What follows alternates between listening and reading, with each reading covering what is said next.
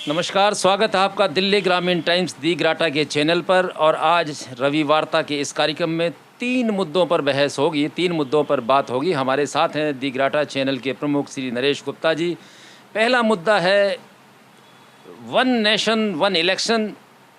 दूसरा मुद्दा होगा चीफ इलेक्शन कमिश्नर्स की नियुक्ति के लिए आने वाला 18 सितंबर को एक बिल। और तीसरा, जो विपक्षी गठबंधन इंडिया बना है उसने अभी हाल ही में 14 टीवी एंकर्स की एक लिस्ट जारी की है कि वो उसके द्वारा कार्यक्रम जो किए जाएंगे उसमें शामिल नहीं होंगे, उसका एक तरीके से बायकॉट करेंगे। इस फैसले पर, इन तीनों पर बारी बारी से चर्चा करेंगे। नरेश गुप्ता जी, स्वागत है आपका। अभी पिछले ही दिनों में केंद्र सरकार ने एक कमेटी की घोषणा की, जिस कमेटी में वन नेशन वन इलेक्शन के लिए वो कमेटी चर्चा करेगी और कोई अपना सुझाव देगी। वो कमेटी पूर्व राष्ट्रपति रामनाथ कोविंद की अध्यक्षता में बनाई गई है और इसकी पहली बैठक 23 सितंबर को होने जा रही है। और ये कहा गया सरकार की ओर से कि इससे चुनाव में जो खर्चे हैं और जो समय है उसकी बचत होगी और मतदाताओं को भी इससे सुविधा होगी, सरकार की स्थिरता होगी। ये सरकार की ओर से तर्क पेश किए गए, जबकि विपक्ष की ओर से कहा जा रहा है कि इससे राज्यों की स्वायत्तता का हनन होगा और राज्य और केंद्र के मुद्दों पर टकराहट होगी और ये देश के संघीय ढांचे पर भी एक तरीके से हमला होगा। नरेश गुप्ता जी, क्या कहना है इसके मामले में? देखिए, इसमें बहुत एक तो स्पष्ट बात ये है कि जो हमारे प्रधानमंत्री हैं देश के, और वो जिस पार्टी से ताल्लुक़ रखते हैं और वो पार्टी जिस संगठन से ताल्लुक़ रखती है, आरएसएस, वो एक काडर बेस पार्टी है। और काडर बेस का मतलब ये है उनका कि वो एक यूनिफॉर्मिटी के अंदर रहती है। बेशक उस पार्टी को लगभग 100 साल होने जा रहे हैं, आरएसएस को, लेकिन अभी ऐसी स्थिति नहीं आई थी पिछले 20 सालों से पहले कि वो अपनी मनमानी चला सकें या कभी यूनिफॉर्मिटी की बात कह सकें। लेकिन अपनी वो मंशा समय समय पर जाहिर करते रहते थे। और जैसे ही उनका पूर्ण बहुमत आया, वाजपेयी जी भी हालांकि प्रधानमंत्री रहे लेकिन उनका पूर्ण बहुमत जो है कभी ठीक से आ नहीं पाया। लेकिन 2014 में जब नरेंद्र मोदी जी के नेतृत्व में ये पूर्ण बहुमत आया तो इन लोगों ने ये राग अल्पाना शुरू कर दिया। हर बात में एक नेशन, एक चुनाव की जो बात अब आ रही है, ये उसी का एक हिस्सा है। एक दिन ये भी कह दे कि एक देश है और एक ही ड्रेस होनी चाहिए, ये स्थिति भी ला सकते हैं, क्योंकि आरएसएस में भी इसी प्रकार से चलता है। तो ये वन नेशन, मैं तो कहता हूँ अगर मान लो करना ही है तो वन नेशन वन सैलरी कर दो। यानी जितने इस देश के अंदर जो भी कैटेगरीज हैं, 4th क्लास से लेके 1st क्लास तक की जो भी श्रमिकों की पोजीशन है, उसके अंदर ये कॉन्ट्रैक्ट वाले की तनख्वाह कम, परमानेंट की तनख्वाह ज़्यादा, ये सब ख़त्म करो।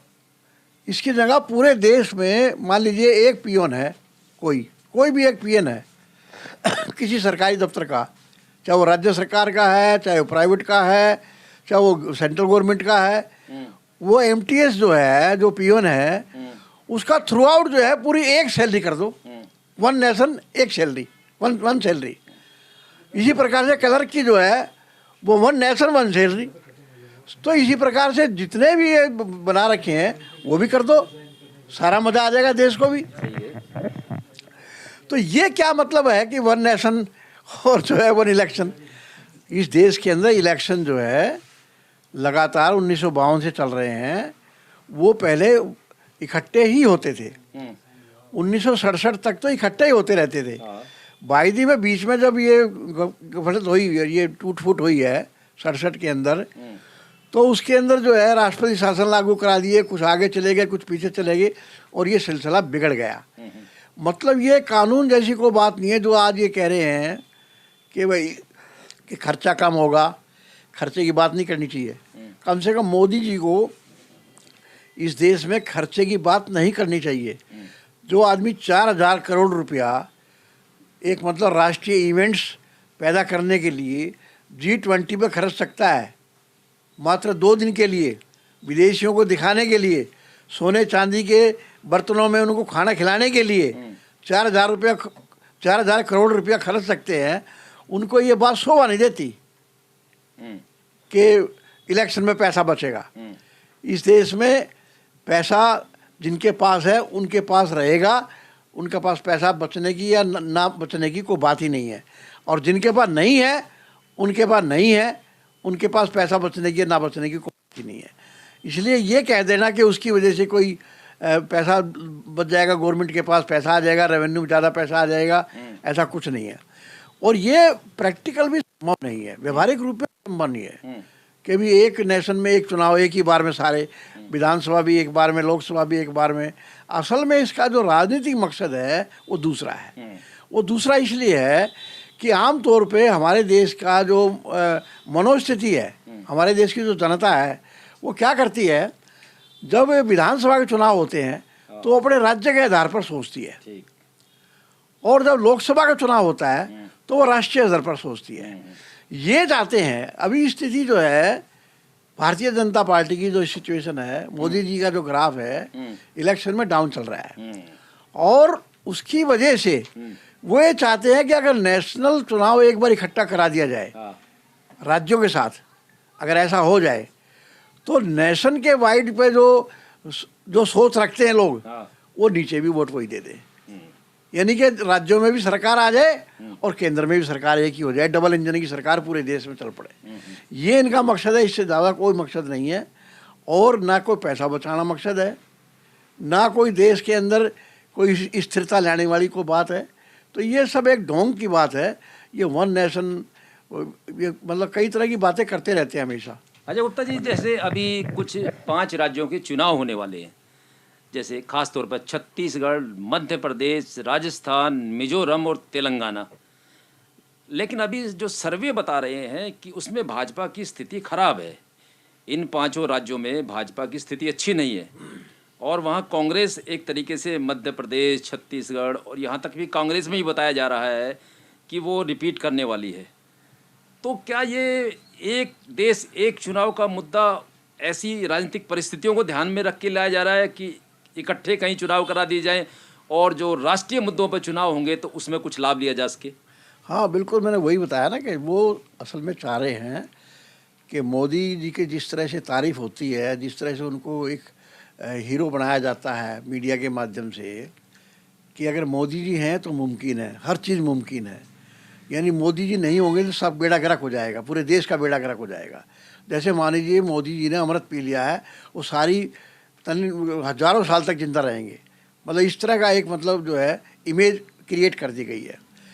वो उसके लिहाज से वो चाहते हैं, क्योंकि ये जो एंटी इनकम्बेंसी है देश के अंदर बड़ी भयानक रूप से चल रही है, क्योंकि ना तो महंगाई का इलाज हो रहा है, ना रोजगार का कोई इलाज हो रहा है, ना करप्शन का कोई इलाज हो रहा है, ना शिक्षा का कोई इलाज हो रहा है, ना स्वास्थ्य का कोई इंतजाम हो रहा है, ना न्याय का कोई इंतजाम हो रहा है। ये तमाम सब बातें आम लोगों को परेशान करती है, आम गृहिणी को परेशान करती है, स्टूडेंट को परेशान करती है, युवा को परेशान करती है। उसके कारण जो है वो एंटी इनकम्बेंसी बनती जा रही है लगातार। तो वो सरकार जो अभी खास तौर से मध्य प्रदेश को टारगेट करते हुए कि कर्नाटक जैसे हाथ से छिन गया, अगर मध्य प्रदेश निकल गया तो समझो पूरा देश निकल गया। ये सिचुएशन इनकी बन जाएगी नॉर्थ इंडिया में, खास तौर से हिंदी बेल्ट में। अगर ऐसा हो गया तो लोकसभा के चुनाव के अंदर इन लोगों को लेने के देने पड़ जाएंगे, और बहुत मुश्किल है। मैंने पहले भी एक बार बताया था कि इस बार भाजपा चाहे कब चुनाव करा ले, आज चुनाव करा ले, 100 सीट से ज़्यादा घटेंगी भारतीय जनता पार्टी की नॉर्थ इंडिया में, 100 सीट से ज़्यादा घटेंगी, ये बात पक्की है।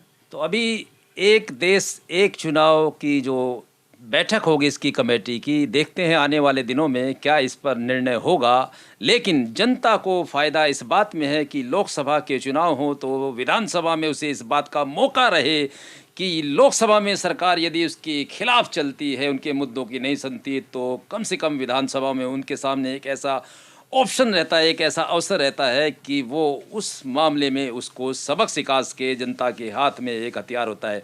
अगला मुद्दा गुप्ता जी है, अभी इंडिया गठबंधन बना है जिस पर काफ़ी चर्चा भी रही है, INDIA, और इसको लेकर शुरुआत दिन से ही भाजपा में बड़ी बेचैनी है। NDA ने तुरंत, NDA जिसका कोई संयोजक भी नहीं है और NDA को उस तरह के दल की कोई बैठक भी नहीं होती थी, लेकिन तुरंत उस NDA की बैठक बुलाई और इंडिया पर लगातार, क्योंकि उसमें 28 दल शामिल हुए हैं और शामिल होने के बाद जिस तरीके से बेचैनी है उस पर लगातार हमले किए जा रहे हैं। यहाँ तक की बात आ गई कि इंडिया तो नाम ऐसा है जो अंग्रेज़ों ने दिया, ये बात चल पड़ी, और इस देश का नाम भारत कर देना चाहिए, यहाँ तक भी बात चल पड़ी। तो अभी इस इंडिया गठबंधन की जो समन्वय समिति बनी है, उस समन्वय समिति ने अभी हाल ही में एक निर्णय लिया कि जो टीवी एंकर हैं, उन 14 टीवी एंकर्स की एक लिस्ट जारी की कि इन 14 टीवी एंकर्स का हम लोग बहिष्कार करेंगे, इनके द्वारा आयोजित किसी कार्यक्रम में शामिल नहीं होंगे। और इसके पीछे उन्होंने तर्क ये दिया है कि ये नफ़रत से भरे कार्यक्रम करते हैं और ये सरकार के पक्षधर हैं और निष्पक्ष नहीं है, और इनका काम विपक्षी दलों को बदनाम करना और उनके नेताओं को निशाना बनाना है। जबकि कुछ लोग कह रहे हैं कि इस तरीके से कुछ एंकर्स को आपको उनका बायकॉट करना, बहिष्कार करना एक तरीके से अभिव्यक्ति की स्वतंत्रता का हनन है। लेकिन अन्य लोगों का ये भी कहना है कि ये ज़रूरी कदम है ताकि मीडिया के पक्षपात पूर्वक कदम को रोका जा सके। इस पर आपके क्या विचार हैं? देखिए, मैं आपको एक बार पहले भी इस बारे में बात हुई थी। एक तो सीधी बात यह है कि 90 के दशक तक भारत का जो मीडिया था वो कॉरपोरेट के हाथों में नहीं था, तो वो स्वतंत्र रूप से अपनी अभिव्यक्ति व्यक्त करता था और आमतौर पर जो भी सत्ता में होता था वो हमेशा उसके खिलाफ ही होता था या उसकी कमियां निकालता था, और ताकि आम जनता का प्रतिनिधि होकर के वो हमेशा अपना रोल प्ले करता था। लेकिन 90 के दशक के बाद स्थितियाँ बदल गई। मनमोहन सिंह की सरकार के बाद ये मीडिया जो है आस्ता आस्ता कॉरपोरेट के हाथ में चला गया, और अब तो पूरी तरह से चला गया। तो जितना हमारा इलेक्ट्रॉनिक मीडिया है, 2000 से पहले इलेक्ट्रॉनिक मीडिया का उतना वर्चस्व नहीं था। 2000 के बाद जो वर्चस्व आया है मीडिया का, मीडिया ने ये साबित करने की कोशिश की है कि हम जो चाहते हैं वही होगा देश में, जैसा हम सोचते हैं वैसा ही जनता सोचेगी। यानी लोगों की जुबान जो डालनी है, लोगों के मुंह में जो जुबान डालनी है वो हम बताएंगे क्या डालनी है। किसे वोट दे किसे ना दे, कौन हीरो है कौन विलेन है, ये हम बताएंगे। ये मीडिया ने अपनी इम्पोर्टेंस को बाकायदा कॉरपोरेट के माध्यम से दिखाया। तो पहली बात तो ये है कि मीडिया अपने रोल से पीछे हट गई है। इलेक्ट्रॉनिक्स मीडिया विशेष तौर से मैं कहूँगा कि वो पीछे हट गई है। तो इसलिए अगर मान लीजिए इंडिया ने इन कुछ 14 एंकर्स का बहिष्कार किया है, तो उस बहिष्कार को एक तरह से आप वो बहिष्कार बहुत पहले कर देना चाहिए था। देखा जाए तो ये बहिष्कार 14-15 के पास ही कर देना चाहिए था, लेकिन बहुत लेट करके किया है। और वास्तव में ये उनके लिए बहुत ही विचारणीय है, उस एंकर्स के लिए, उस मीडिया के लिए बहुत ही विचारणीय है कि वो अपनी गलतियों को देखे। और इसमें कोई अभिव्यक्ति की स्वतंत्रता का हनन हो रहा है ये सब बिल्कुल नहीं है। इसको आप बिल्कुल असहयोग आंदोलन के तौर पे देखना चाहिए कि ये बिल्कुल अहिंसात्मक है। आपकी बात मेरे को अच्छी नहीं लग रही तो मैं आपसे ना बोलूँ, बस यही है। आप बोलते रहिए फिर जो मर्जी, मैं आपको ये नहीं कह रहा आप क्यों बोल रहे हैं, लेकिन आप बोलते रहिए। हालत ये हो गई है कि लोग जो हैं, लोग टीवी देखना बंद कर चुके हैं, लोग टीवी को फेंक चुके हैं और अपने और कार्यक्रम मनोरंजन के देखते हैं, इनके समाचारों को देख के। क्योंकि ना तो आर्थिक नीतियों के ऊपर कोई बात होती कि हमारी आर्थिक नीतियाँ कहाँ जा रही है, हमारे देश में बेरोजगारी कितनी बढ़ रही है, गरीबी की स्थिति क्या है, भूख की स्थिति क्या है, यानी कोई स्थिति पर चर्चा ही नहीं हो रही है। चर्चा सिर्फ इस बात पर हो रही है कि पाकिस्तान से वो सीमा इधर आ गई, अब उस पर लग रहे हैं उसको हीरोइन बनाने के लिए। उस पर 1-1.5 महीना जब से वो आई है उसी पे लग रहे हैं, उसी का फोटो दिखाए जा रहे हैं। जैसे मान लो सीमा हैदर हमारे देश की तकदीर को मतलब जो है बनाएगी या बिगाड़ेगी। तो ऐसे वाहियात किस्म के जो मतलब जो मैटर हैं, जिनका हमारी आम जिंदगी से कोई लेना देना नहीं है इस गरीब जनता का, वो मैटर दिखाते हैं, हिंदू मुसलमान वाला। तो ये तमाम जो बातें हैं इंडिया ने जो किया ये बहुत पहले कर देना चाहिए था। ठीक किया, मैं समर्थन करता हूँ इस बात का कि उनको इससे बहुत पहले कर देना चाहिए। उनको कोई घबराने की जरूरत नहीं थी। अगर घबराएंगे तो ये मीडिया वाले घबराएंगे, और दूसरी एक और बात मैं कहना चाहता हूँ कि इस सरकार ने, इस सरकार ने एक बात सिद्ध कर दी, मौजूदा सरकार ने पिछले 10 सालों में एक बात सिद्ध कर दी कि इस देश के मतदाताओं, अपील है इसकी कि इस देश के मतदाताओं कभी किसी सरकार को बहुमत मत देना और पूर्ण बहुमत मत देना। ये इस सरकार ने सिद्ध कर दिया, अगर बहुमत दोगे तो हिटलर बनने में देर नहीं लगेगी। वो सिचुएशन ला दी है देश के अंदर। आज बहुमत के नाम पर ये सरकार तमाम जो लोकतांत्रिक संस्थाएं हैं, चाहे वो ईडी है, चाहे वो सीबीआई है, चाहे वो चुनाव आयोग है, कोई भी संस्था है, मीडिया की तो बात ही छोड़ दीजिए, इन सबको उसने एकदम कठपुतली बना लिया है, सबको कब्जे में कर लिया है। तो लोकतांत्रिक जो व्यवस्थाएं हमारी है, जो चलती है, वो स्वतंत्र रूप से कुछ नहीं कर पा रही है। इसलिए जो भाजपा में मिल जाता है वो दूध का धुला हो जाता है, और जो भाजपा छोड़ जाता है वो अपराधी हो जाता है, घोषित हो जाता है। ये सिचुएशन हमारे देश में ला दी है। तो मैं तो अपने देश के मतदाताओं से कहना चाहूँगा, बहुमत में किसी सरकार को मत लाओ, चाहे इंडिया हो चाहे एनडीए हो।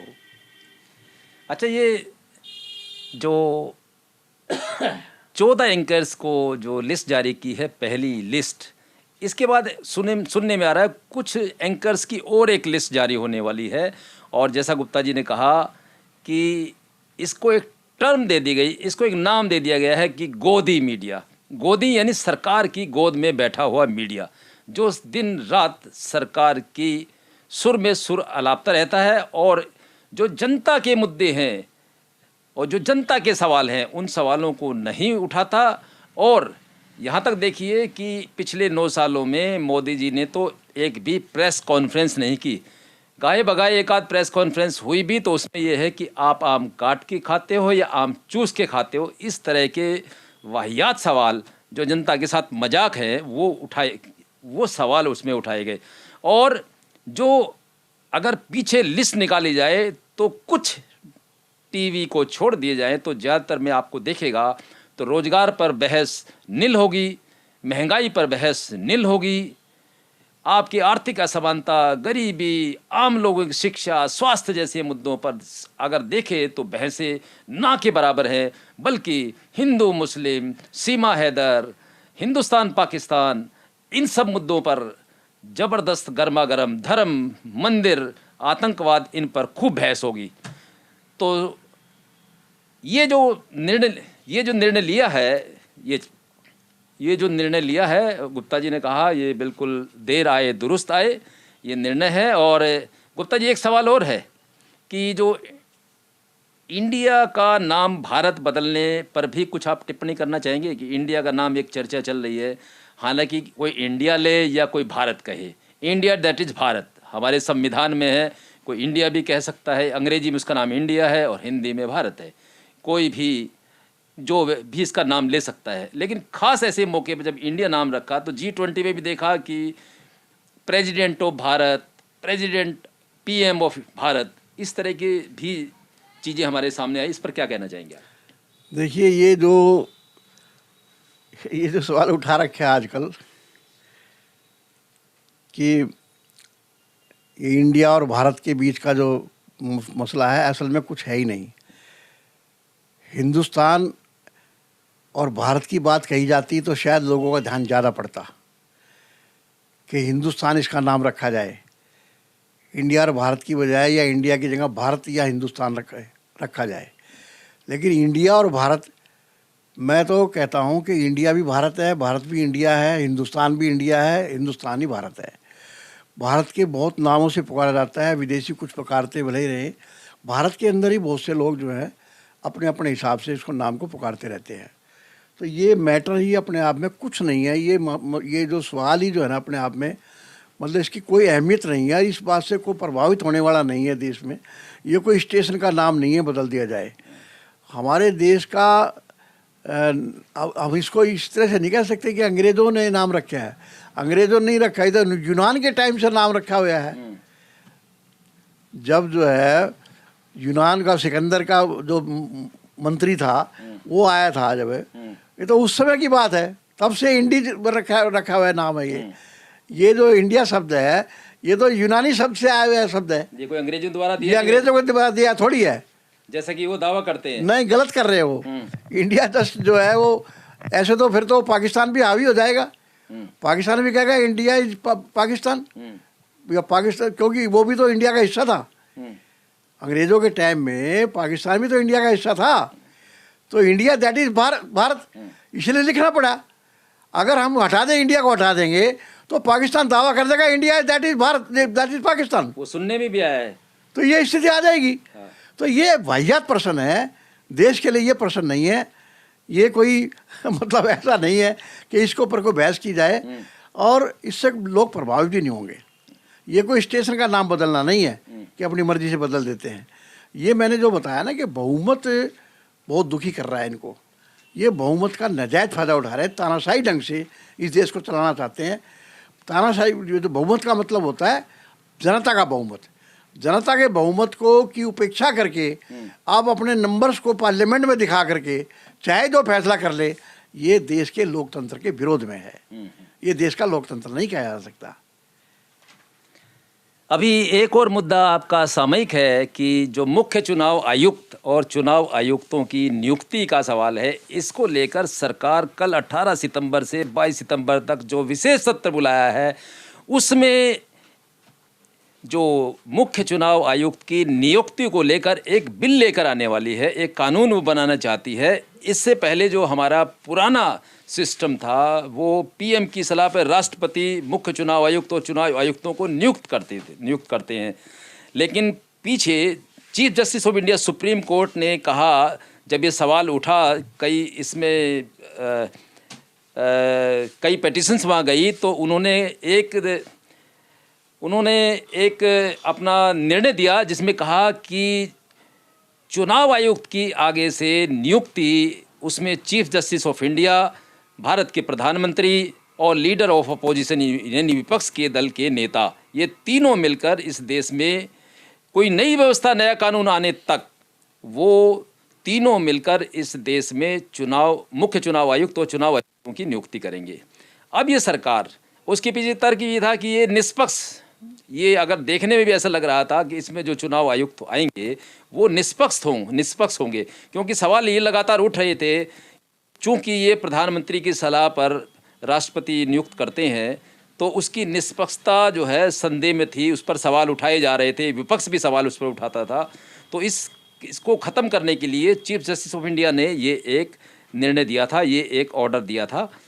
अब सरकार एक 18 तारीख को बिल लेके आने वाली है। इसमें उसने चीफ जस्टिस इंडिया को बदल दिया है और वो चीफ जस्टिस ऑफ इंडिया की जगह अब किसी एक कैबिनेट मंत्री को उसमें शामिल करेगी। क्या इससे ये सवाल नहीं उठेगा कि जो चीफ कमिश्नर ऑफ इंडिया है, chief election commissioner of India है, या जो अन्य चुनाव आयुक्तों की नियुक्ति होगी, वो क्या अब सरकार अपने मनमाने तरीके से फिर से नहीं करेगी? क्योंकि उसमें एक कैबिनेट मंत्री, प्रधानमंत्री, उनका बहुमत हो जाएगा और लीडर ऑफ अपोजिशन आए ना आए या कोई अपनी बात रखें, उसका कोई महत्व नहीं होगा एक तरीके से। तो इस विषय पर जो SY कुरैशी हैं, जो पूर्व चीफ मुख्य चुनाव आयुक्त हैं, उन्होंने भी इसमें कहा है कि इससे जो मुख्य चुनाव आयुक्त है उनका ग्रेड लो होगा और उनको जो बड़े नेताओं के खिलाफ अपना निर्णय लेने में भी दिक्कत आएगी। और ये बिल जो है, उसने कहा कि हम राष्ट्रपति को लिखेंगे कि इस बिल को न लाया जाए। तो इस पर भी आप क्या टिप्पणी करेंगे अपनी? देखिए, 1992 में जब नरसिम्हा राव सरकार थी, उस समय पर TN शेषन उभरे थे मुख्य चुनाव आयुक्त। उससे पहले SL सकदर होते थे हमारे देश के मुख्य चुनाव आयुक्त। तो पहले तो लोगों को यही नहीं पता होता था कि इलेक्शन कमीशन का मामला क्या है, इलेक्शन कमीशन करता क्या है, उसकी इम्पोर्टेंस क्या है। सकदर तक जो है ये स्थितियाँ थी। श्यामलाल सकदर जो थे, उनकी सिचुएशन ये थी। लेकिन TN शेषन जी जब आए देश में मुख्य चुनाव आयुक्त बन करके, तो लोगों को पता लगा कि चुनाव आयुक्त भी कुछ होता है, चुनाव भी कुछ होते हैं। और उस समय पर बड़े बड़े उनके नाम से कांपते थे, वो शेषनाग की तरह उनकी स्थिति थी। तो ये शेषन जी की स्थिति जो थी, उससे इस देश की सरकारें उसी समय शंका में आने लगी। और नरसिम्हा राव जी ने 2 इलेक्शन कमिश्नर, एक मिस्टर गिल और एक और साउथ के थे जीवी कृष्णमूर्ति, उनको जो है दोनों को उनके साथ असिस्टेंट कर दिया। और जब वो हटे, सेशन हटे, तो वो उनके साथ पहले सीनियर फिर जूनियर, वो सब चलता रहा। तो लेकिन वो रोल जो सेशन अपना के चले गए थे वो अब तक किसी ने अपनाया नहीं है। अब तो स्थिति ये है, अब तो ये इलेक्शन चीफ इलेक्शन कमिश्नर को जो है बीच से ये आपका जो चीफ जस्टिस ऑफ इंडिया जो है, मुख्य जो हमारे देश के वो है, उनको जो बीच में से हटाया है। कहीं कहीं ऐसा लगता है, गवर्नमेंट को ऐसा लगता है, सरकार को ऐसा लगता है, महसूस होता है कि तमाम संस्थाएं हमारे काबू में आ चुकी हैं। एक ये सुप्रीम कोर्ट हमारे काबू में नहीं आ रही है, इसमें कोई ना कोई ऐसा आदमी बैठ जाता है। अभी कोलिजन व्यवस्था को बदलने का कई बार जिक्र आया है, लेकिन नहीं कामयाब हुए हैं, जो हमारी मनमानी को रोक पर लगा देता है। तो इन्होंने जो है सीजीआई को इसके बीच में से हटाने की बात हो रही है कि इसकी जगह कैबिनेट मिनिस्टर को ले आ जाए, यानी अपोजिशन लीडर तो होगा, प्राइम मिनिस्टर होगा, उसके साथ एक कैबिनेट मिनिस्टर होगा। इसका मतलब है सारी पावर उनके पास आ गई, बहुमत उनके पास आ गया। मेरी सरकार है, मेरा कैबिनेट मिनिस्टर है, और अपोजिशन का क्या करेगा एक, तो बहुमत से फैसला जो है वो सरकार करेगी। तो ये जो इलेक्शन कमिश्नर को अपने काबू में करने वाली बातें हैं, ये ऐसा महसूस होता है। लेकिन मैं नहीं समझता कि कोई भी इलेक्शन कमिश्नर अभी फ़िलहाल भी जो बैठे हैं वो सरकार से अलग होकर कोई काम कर रहे हो। उनका एक विधि विधान है इलेक्शन कराने का, और हमने देखा है कि जो इलेक्शन के नियम होते हैं, यानी जिनको बाहर करना होता है, जिसने मान लीजिए प्रोपगंडा किया है, नफरत फैलाई है, उनके खिलाफ आवाज़ उठाने की बात आती है इलेक्शन कमिश्नर से, वो कभी नहीं आती सत्ता पार्टी के खिलाफ। अगर अपोजिशन का कोई लीडर करता है इलेक्शन में, तो उसको जेल में भी कर सकते हैं, उसके इलेक्शन में कैंसिल भी कर सकते हैं। लेकिन आमतौर पर देखा गया है कि सत्तारूढ़ पार्टी के साथ ही वो इलेक्शन कमीशन रहता है, और इंडिपेंडेंट जो होता है उसकी तो कोई ताकत नहीं होती बेचारे की। तो इसलिए कोई ज़्यादा फर्क पड़ने वाला नहीं है इस बात से। मुख्य चुनाव आयुक्त को नियुक्त करने का जो अधिकार बिल लाने की बात आ रही है, उसके अंदर कैबिनेट मिनिस्टर को डालने की जो बात आ रही है, उसको डाल भी देंगे। पहली बात तो ये है, देखो सीधी सी बात एक और है, ये कोई ज़रूरी नहीं है कि नेक्स्ट इलेक्शन में 2024 में मोदी फिर से प्राइम मिनिस्टर बने। ये कोई मतलब कोई जरूर मैंडेट नहीं है, ये कोई कंपल्सरी ऐसा नहीं है कि ऐसा ही होगा। चेंज हो सकता है, क्या चेंज हो सकता है दुनिया का कोई आदमी बता नहीं सकता। लेकिन अगर इलेक्शन होते तो मैंने बता दिया 100 सीट घटेंगी इनकी, बढ़ेंगी नहीं। अब 100 सीट घटने का मतलब 200 के आसपास। अब उसके अंदर सरकार ये कैसे बना तो सकते हैं, जोड़ तोड़ करके। पैसा बहुत इनके, सबसे ज़्यादा पैसा इन्हीं के पास है। ईडीआई की रिपोर्ट भी इनके पास है, वो भी खुद कह रही है कि बीजेपी से ज़्यादा पैसा किसी के पास नहीं है। तो बना तो सकते हैं, लेकिन बहुमत नहीं आएगा। बहुमत वाली जो स्थिति है नहीं आएगी, ऐसा मेरा मानना है। इसलिए मुख्य चुनाव आयुक्त कोई आ जाए, वो कोई सरकार से टकराने की हिम्मत नहीं कर सकता। चाहे वो आपका सीजीआई भी उसके अंदर रहो, एजीटी जैसे आज है, और चाहे ना भी रहो। मतलब मुख्य चुनाव आयुक्त तो इस देश के अंदर टीएन सेशन वाली स्थिति में कोई आ जाए, ऐसा कम से कम अभी तो प्रतीत नहीं होता। यानी कुल मिलाकर बात ये है कि सत्ता पक्ष चाहती है कि वो अपने पक्ष का कोई व्यक्ति को मुख्य चुनाव आयुक्त बनाए, उसकी मर्जी से बने, ताकि वो तमाम संस्थान उसकी मुट्ठी में रहें और उसका वो इस्तेमाल कर सके आने वाले चुनाव में। तो लेकिन इस बात की आशंका और बलवती हो गई है कि जो फ्री एंड फेयर इलेक्शन की जहाँ तक बात थी, जिसको लेकर सुप्रीम कोर्ट भी चिंतित था, वो कहीं ना कहीं बात एक बार फिर से पीछे चली जाएगी। अब बात कर लेते हैं कि अभी कश्मीर में जब से धारा 370 हटी है, अभी हमारे 3 कर्नल, मेजर और डीएसपी, जिसमें कर्नल मनप्रीत सिंह, मेजर आशीष धौनचुक और डीएसपी हुमायूं भट्ट और एक राइफलमैन की भी आतंकवादियों ने गोली मारकर हत्या कर दी। और उनके खिलाफ, उन आतंकवादियों के खिलाफ धरपकड़ लगातार जारी है, सेना लगातार कर रही है।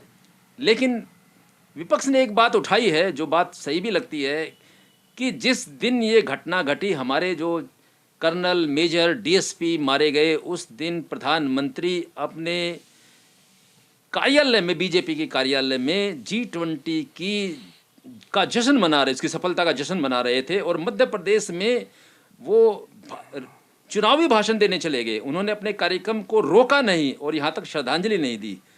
इस पर टिप्पणी के साथ आज की बात खत्म करेंगे। देखिए, ये जो पहली बात तो जो कश्मीर में हमारे अधिकारी मारे गए हैं, बहुत दुख की बात है, और उसकी जितनी भर्त्सना की जाए पाकिस्तान की, ये पाकिस्तान द्वारा भेजे गए आतंकवादियों की जो बात है उसकी तो भर्त्सना करते हैं वो आतंकवाद।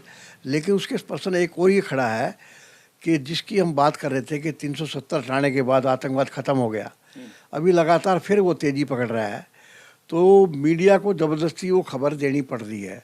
हालांकि उस पर विश्लेषणात्मक कोई टिप्पणी मीडिया की नहीं आ रही है कि जो कहा जा रहा था कि 370 3 साल हो गए, 370 ख़त्म होने के बाद जो है अब कोई प्रॉब्लम नहीं है, तो ये बात बिल्कुल झूठी और मतलब ख़राब बात लग रही है।